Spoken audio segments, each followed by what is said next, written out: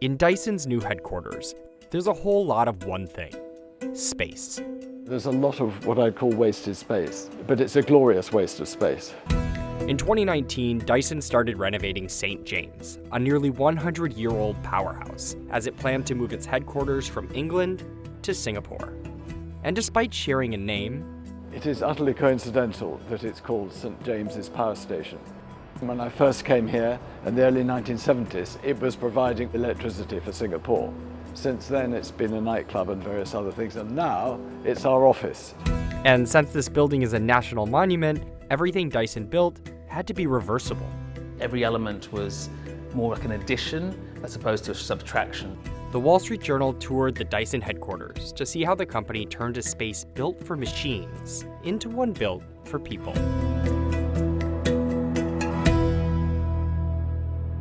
Right now, we're at the reception of our global headquarters. This space also used to be the old boiler house. Originally, St. James was divided into three main buildings: the boiler house, the turbine hall, and the switchgear house. The majority of the open plan office space is in the old boiler house here, as well as the turbine hall. This is also where we house a lot of our social spaces, like our cafe, our auditorium.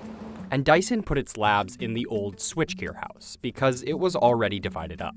And if you come around the side here, you start to get a concept of what the building was like when we first came here. It was completely open, and that is the height. It's like a cathedral with these clerestory windows. There's 1, 2, 3, 4 high, right up the building. In 2009, St. James was designated as a national monument. So when Dyson leased it in 2019, it had to follow strict guidelines to restore and renovate it. One of the key parameters was to ensure that the open volume space is always retained. So if you look up here, what we really try to do is build a building within a building. So all of these new floor slabs rely on a completely new structural system onto a new foundation. Essentially, everything Dyson added to the 110,000 square foot building had to be completely reversible. These things can be put in, installed, and then safely taken out afterwards. The main fabric of the building is preserved for another generation. We also like to emphasize what is new and what is old. So if you look at the building, all of the new floor slabs actually rely heavily on the white columns here, which are differentiated from the old columns which you see here. So you'll see riveted beams everywhere, going all the way up there. And then steel girders across the top to hold the roof. It gives the building two characters, really. The character it had for its first life, and then the character it now has in its second life. And I sort of find that dual function doubly interesting. So here we go through some strict security, but for some reason he's left the doors open for us. This used to be the turbine hall. Now it's the atrium. And right past security, you'll see this massive helical staircase. We knew we wanted vertical circulation. We looked at a myriad of options, from straight stairs to scissor stairs to spiral stairs. And really, as with all Dyson products, its form follows function. While its function is clear, its form has taken on different meanings. What I love is that people have drawn a lot of parallels to the stair with things that are related to our products. When you look at it straight on, it has the look of a drill bit. Which is a nod to our cyclonic action, where we're separating things by centrifugal force in a cyclone. Whether it's the motor, whether it's a strand of hair going up, through using the same mindset and the process that we use for designing a building that we do for designing a product, actually you get these very organic similarities in terms of the design, and that's how they manifest itself.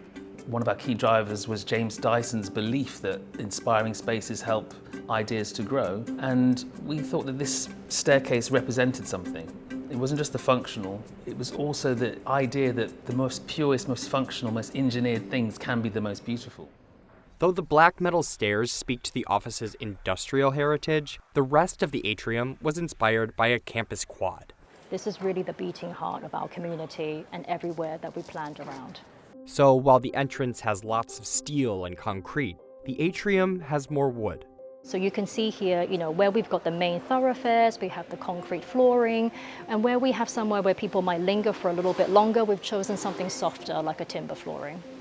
Dyson chose softer materials to bring a sense of intimacy while maintaining the wide open space. And it's just a sort of liberating feeling to be living and working in this kind of space with this kind of height. You're not limited by a ceiling. You can dream here. But the open nature of the building also posed some challenges. So there was a lot of hidden work that goes on with management of light, definitely acoustics. That was a massive, massive challenge. A typical office building might keep each floor self-contained, which mitigates sound between floors. But Dyson didn't want to close off the atrium. Instead, it used these walls as a buffer between the noisy atrium and quiet workspaces. Then the team wove in subtle soundproofing throughout the space, like ceiling baffles, micro-perforations in the timber paneling, and trees. When you look up here, what they provide is a sense of softness, there's a sense of biophilia, which helps with well-being, but at the same time, they have an acoustic quality with them. So what it helps to do is that as noise is traveling up, it helps to filter the noise with their leaves, and this way it controls the acoustics within the building too. So this is a collaboration area where people can have meetings, and you'll see a bit more of that round the corner if you follow me around here. Because this is a central theme of Dyson offices, is that there's an auditorium in them. Rather than enclosing the auditorium, Dyson put it in the atrium and built another main staircase through it. It's a place where they can have a call, but it's also a space where we can host these really large-scale events. And it's right next to the cafe. So this is the Dyson Cafe. As you can see, it's lunchtime and very busy at the moment. If you look up here, all of the timber baffles as well as the timber paneling is all micro-perforated to help absorb some of that sound, but it is deliberately a very lively and very vibrant space. Though everything you first see in the cafe appears new, hidden around the corner is an architectural surprise. Welcome to the chimney. The chimney was added to St. James in the 1950s. Now, it's a dining room. Everything that we did here was as minimal as possible. Of course, we're in a chimney space, so there's a huge amount of echoing. So we want to do acoustic paneling down here. We didn't want to detract away from the beauty and the significance of the bricks, so the paneling is only up until a certain level. The lighting is all either from a surface level or very discreetly hidden. We didn't want to detract away from the chimney by seeing the light sources. We saw a challenge, we saw something like, how do we inhabit this space? And we did something unique and different and ended up with a very, very happy outcome. I'd love to have fitted more tables in the chimney, but there's only room for one. So it's first come, first served. It's very, very beautiful and unique. And this is a lovely place to sit and have lunch or even a dinner.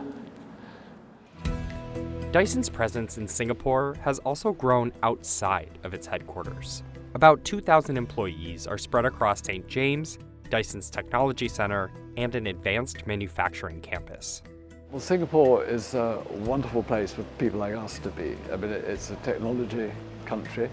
It produces lots and lots of engineers. It recognizes the value of technology.